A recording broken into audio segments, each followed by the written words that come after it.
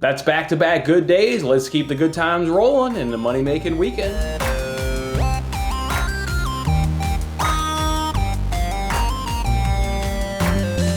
Hey, what's going on, everyone? Jason Mattis, of course, with Winning Bets, giving you guys some free sports picks every single day.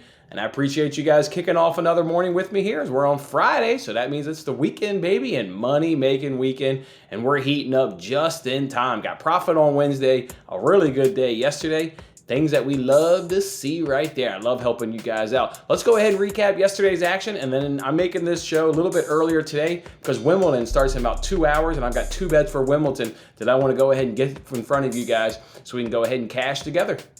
So with that being said, let's first start with the recap. As you guys can see right there, just a great day in baseball, going 4-2 and plus 2.5 units. And we even cashed our 2-unit play yesterday. Let's go ahead and do that recap. First cash of the day was Nats and Phillies, F5 over 5.5 runs. I mean, just an absolute no-brainer bet. No-brainer bet. I mean, just a no-brainer bet, and we got the good result. That's about all you can say right there. You got Fulter on the mound, you got Adon on the mound. And what can you say? Just an easy bet and good cash for us right there. Then we hit our 2-unit play. Rockies F5 team total over 2.5 runs. Remember, we initially made that bet at -115? And then for whatever reason, enough people are betting the under that then the over was at +105. So we went back in for another unit. I just don't understand who is betting the under against Dallas Keuchel, against the Colorado Rockies, who just crushed left-handed pitching. I don't get that one right there. We got the cash in the 4th inning after they got 2 runs in the 1st.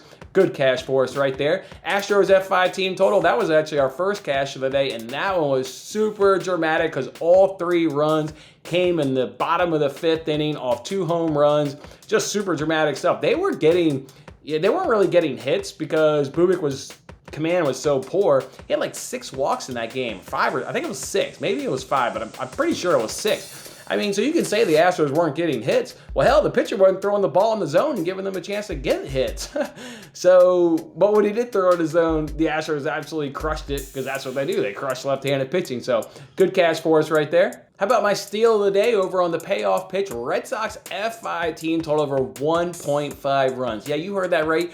1.5 runs with Garrett Cole at Fenway. I have no idea why that was at 1.5. That's why it was a steal. And we got a great cash at -115 as they got 5 runs. They rocked Garrett Cole. I mean, Garrett Cole got the win, but that's more of just a product of his offense outperforming the Red Sox offense. He got rocked at Fenway. And you can say maybe it was Devers, but there was always guys on the bases for when Devers hit home runs. So it wasn't like it was just Devers. There was traffic on the bases. So just great job of that Red Sox offense getting to Garrett Cole as we thought. Then we were tripped up by 2 of our player props. Fulter under 3.5 Ks. That was the pitcher there for the Phillies.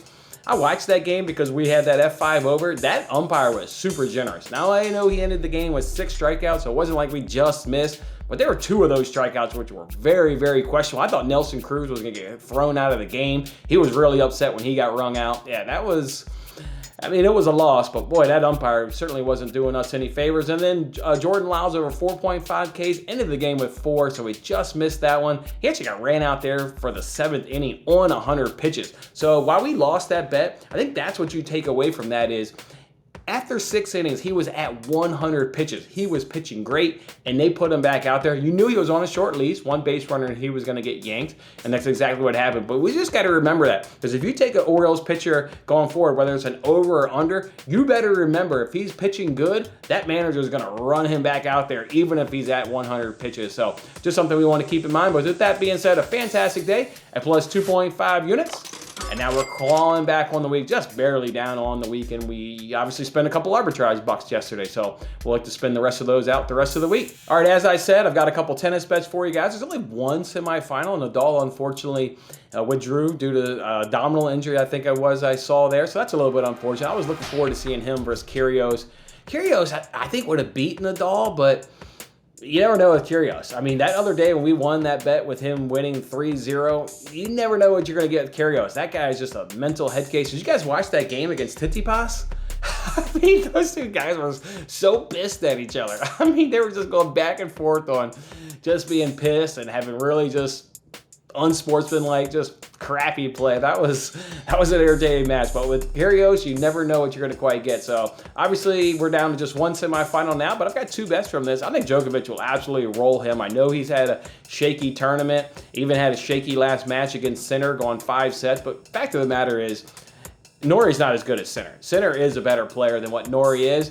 Djokovic handled Norrie easily when that last time they faced, beat him 6-2, 6-1. As Djokovic shows up, right? I love it that he had a bad performance in terms of like it going 5 sets and Sinner jumped out on him 2-0 early and then Djokovic had to battle back. Hopefully that was his wake-up call to like play good tennis right from the jump. Because if he plays good tennis right from the jump, he'll absolutely roll Norrie. He's by far the better player. Norrie really can't do much to trouble Djokovic. So we'll hope he starts out strong. He can give us 2 good cashes at plus money. And the 2 bets are Djokovic to not lose a serve at plus 225 for a half unit and under 30.5 games at plus 104. As long as Djokovic shows up and plays to his ability, I think at worst it goes 6-4, 6-4, 6-4, and obviously that's under 30.5 games. I think some of those will go 6-2, 6-3, so we get a little bit of breathing room, at least in the way I see it.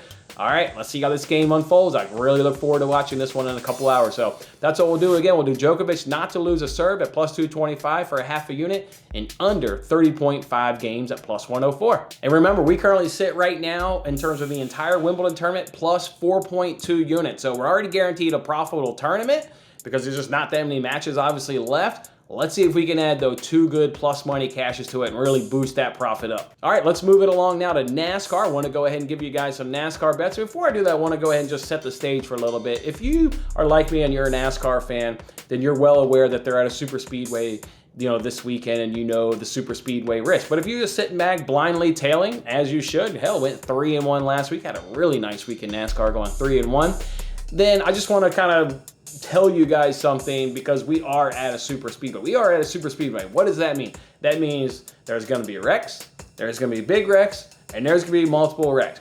I could give you guys head-to-head matchups where our guy is dominating all day, he's kicking his butt, and all of a sudden he gets involved in a wreck, and now all of a sudden we lose that bet.